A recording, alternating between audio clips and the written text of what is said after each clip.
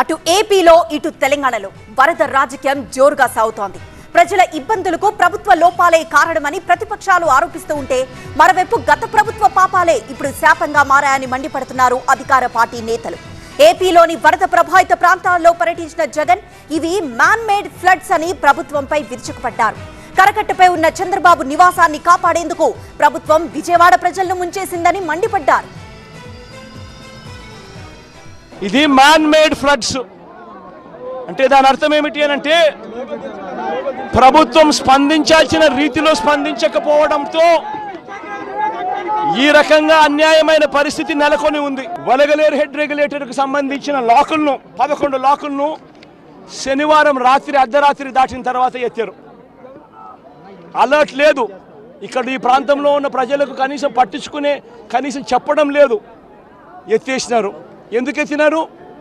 చంద్రబాబు నాయుడు గారు ఉన్న ఇల్లు, కరకట్టు మీద ఉన్న ఇళ్లకు ఆ ఇంటికి సంబంధించిన ఆ నీళ్లు పోకుండా రక్షించుకునే దానికోసం విజయవాడలోని ఈ ప్రాంతాన్ని అంతా కూడా నీటిమయం చేశారు చంద్రబాబు నాయుడు గారు.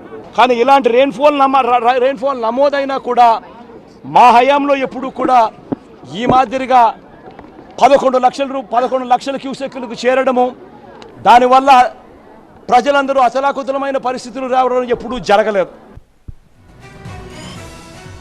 విజయవాడ వరద ముంపు పాపం గత జగన్ ప్రభుత్వాందే అని మండిపడ్డారు ఏపీ ఇరిగేషన్ మంత్రి నిమ్మల రామానాయుడు. గత 5 ఏళ్ల పాలనలో జగన్ ప్రభుత్వం ఇరిగేషన్ ప్రాజెక్టుల మెయింటెనెన్స్ పట్టించుకోలేదని, కనీసం గేట్లకు గ్రీజు కూడా పెట్టలేదని విమర్శించారు. కృష్ణానది మీద వరద చుట్టుముట్టడం ఒక ఎత్తు, ఏదైతే బుడమేరు సంబంధించినటువంటి వరదతోటి 3 బ్రీచెస్ పడి ఏదైతే విశాఖ సిటీలోకి ఏదైతే నీరు చేరిందో, ఇది గత ప్రభుత్వ పాలనా వైఫల్యం ఖచ్చితంగా. ఎందుకంటే ఏదైతే బుడమేరుకి సంబంధించి ఆ రోజు తెలుగుదేశం ప్రభుత్వంలో 35,000 క్యూసెక్కులు నీరు వెళ్ళేటువంటి విధంగా దాన్ని ఎక్స్టెన్షన్ చేస్తూ, లైనింగ్ చేస్తూ, టెండర్లు పిలిచి, వర్క్ ఆర్డర్లు ఇచ్చి ఆ రోజు ప్రభుత్వంలో పనిచేస్తే, ఈ వైఎస్ఆర్సీపీ ప్రభుత్వం వచ్చి 5 సంవత్సరాల బుడమేరుకు సంబంధించినటువంటి ఎక్స్టెన్షన్ కానీ, లైనింగ్ పనులు కానీ, ఒక్క అరబస్తా కానీ, ఒక్క రూపాయి కానీ ఖర్చు పెట్టినటువంటి పాపానికి ఈవేళ 15,000 క్యూసెక్కులు కూడా వెళ్ళేటువంటి మార్గం లేక 3 నెలల్లో కురవలసిన వర్షం ఒక్కరోజే కురిసినటువంటి స్థితిలో, మరి ఒక్కరోజే 27,000 క్యూసెక్కులు నీరు వస్తే దారి లేనిటువంటి స్థితిలో మరి శాంతినగర్ దగ్గర 3 చోట్ల బ్రీచెస్ పడి ఈవేళ విజయవాడలో ఆ యొక్క వరద నీరు ప్రవేశించి చుట్టుముట్టింది అని అంటే గత 5 సంవత్సరాల పాలన పాపం ఫలితం అది. వరదలపై జగన్ దుష్ప్రచారం చేస్తున్నారని ఆరోపించారు టీడీపీ ఏపీ అధ్యక్షుడు పల్లా శ్రీనివాస్. గత 5 ఏళ్లలో వైసీపీ నేతల అక్రమ ఇసుక తవ్వకాల వల్లే విజయవాడ నగరం నీట మునిగిందని మండిపడ్డారు. చంద్రబాబు స్వయంగా సహాయక చర్యల్లో పాల్గొంటూ ప్రజలకు భరోసా కల్పిస్తున్నారు. కానీ జగన్ మాత్రం తప్పుడు ప్రచారం చేస్తున్నారని విమర్శించారు ఆయన. జగన్మోహన్ రెడ్డి గారు ఫేక్ ప్రచారం చేస్తూ ఏదైతే వాతావరణ శాఖ హెచ్చరికలను పక్కన పెట్టి ఈ ప్రభుత్వం ముందుకు వెళ్ళిందని చెప్పేసి వారొక ఫేక్ ప్రచారం తీసుకెళ్తున్నారు. అందులో ఎటువంటి వాస్తవం లేదని చెప్పి ఈ సందర్భంగా తెలియజేస్తున్నాం. అసలు ఈ రోజు ఆ ముంపుకు గురి కావడానికి ప్రధానమైన కారణం వైసీపీ ప్రభుత్వమే.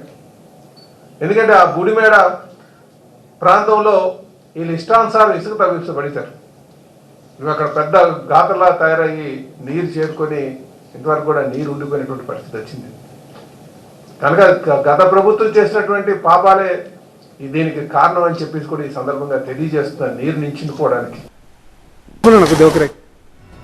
74 ఏళ్ల వయసులో ఏపీ సీఎం చంద్రబాబు వరద ప్రాంతాల్లో పర్యటిస్తూ బాధితులకు భరోసా కల్పిస్తూ ఉంటే, సీఎం రేవంత్ తో పాటు మంత్రులు ఇళ్లకే పరిమితమయ్యారని ఆరోపించారు బీఆర్ఎస్ నేత మాజీ మంత్రి హరీష్ రావు. భారీ వర్షాలు, వరదలపై వాతావరణ శాఖ హెచ్చరికలు జారీ చేసినా ప్రభుత్వం మాత్రం ముందస్తు చర్యలు తీసుకోలేదని విమర్శించారు.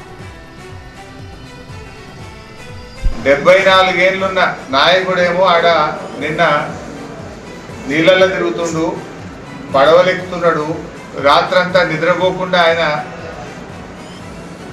ప్రజలకు సేవలు చేస్తున్నాడు. 54 ఏళ్ళున్న ఈయననేమో నిన్న మొత్తం ఇంతకెళ్ళి బయటకు వెళ్ళలేదు. నిన్న 20 నిన్న వాస్తవానికి ఇంత పెద్ద రాష్ట్రం మనది, కనీసం ఒక హెలికాప్టర్ను కూడా నువ్వు పంపించలేని నిస్సహాయ స్థితిలో ఈ రాష్ట్రాన్ని పెట్టినావు కదా.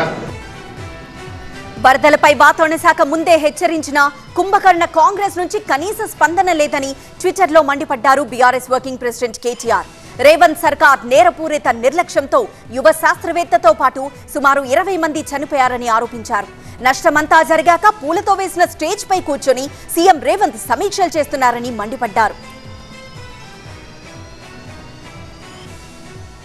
ఏపీ ప్రతిపక్ష నేత వరదల్లో తిరుగుతూ ప్రజల బాధలను పరిశీలిస్తూ ఉంటే తెలంగాణ ప్రతిపక్ష నేత మాత్రం ఫామ్ హౌస్ కే పరిమితమయ్యారని మండిపడ్డారు సీఎం రేవంత్ రెడ్డి. కేటీఆర్ అమెరికాలో ఎంజాయ్ చేస్తూ క్షేత్రస్థాయిలో పర్యటిస్తున్న మంత్రులపై సోషల్ మీడియాలో ఆరోపణలు చేస్తున్నారని విమర్శించారు. ఈరోజు చంద్రశేఖరరావు గారు ప్రధాన ప్రతిపక్ష నాయకుడుగా పక్క రాష్ట్రంలో కూడా ప్రధాన ప్రతిపక్ష నాయకుడు ప్రజల దగ్గర తిరుగుతున్నాడు. మా షర్మిల గారు గతంలో వర్షాలు వస్తే పక్క రాష్ట్రంలో ప్రజల దగ్గరికి వెళ్ళింది.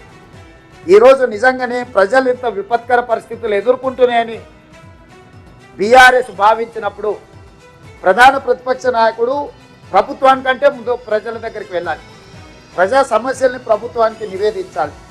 ప్రజల యొక్క విజ్ఞప్తులు తీసుకొని ప్రధాన ప్రతిపక్షంగా చంద్రశేఖరరావు గారు ఆ సమస్యల్ని ప్రభుత్వం దృష్టికి తీసుకొచ్చి అవసరమైతే ప్రభుత్వాన్ని నిలదీసినా పర్వాలేదు. ప్రజా సమస్యల పరిష్కారంలో భాగంగా వారు ఫామ్ హౌస్లో నుంచి బయటకు రారు, వారు మౌనం వీడరు. కేటీఆర్ గారు వారు ట్విట్టర్లోనే మాట్లాడుతున్నారు. వారు ఎక్కడుండి మాట్లాడుతున్నారే తెలంగాణ ప్రజలు గమనించాలి. వారు ఈరోజు అమెరికాలో ఉన్నారు. నువ్వు విదేశీ పర్యటనలో ఉండి నువ్వు లైఫ్ ఎంజాయ్ చేసుకుంటూ ఇక్కడ బురదలో ప్రజల దగ్గర ఉన్న మంత్రులు లేరు. ఖమ్మం జిల్లాలో అసలు ఎక్కడ పోయినరు? 3 మంత్రులు ఉన్నారని ప్రజలలో ఉన్న మంత్రులను పట్టుకొని నువ్వు ఈ దేశంలోనే లేవు. ఖమ్మం జిల్లాలో ప్రజల మధ్యలో ఉండి బట్టి విక్రమార్క గారు, తుమ్మల నాగేశ్వరరావు గారు, పొంగులేటి శ్రీనివాసరెడ్డి గారు 2 రోజుల నుంచి ఇక్కడ సమన్వయం చేసుకొని కష్టపడుతుంటే మంత్రులే లేరు. ఏ రకంగా మీరు కేటీఆర్ గారు మీరు ఏం మాట్లాడుతున్నారో మీకేమన్నా అంటే మీరు హోస్ట్లో ఉండి మాట్లాడుతున్నారా, హోస్ట్లో లేక మాట్లాడుతున్నారా, సమాచారం ఉండి మాట్లాడుతున్నారా, సమాచారం లేకుండా మాట్లాడుతున్నారా నాకైతే తెలియదు.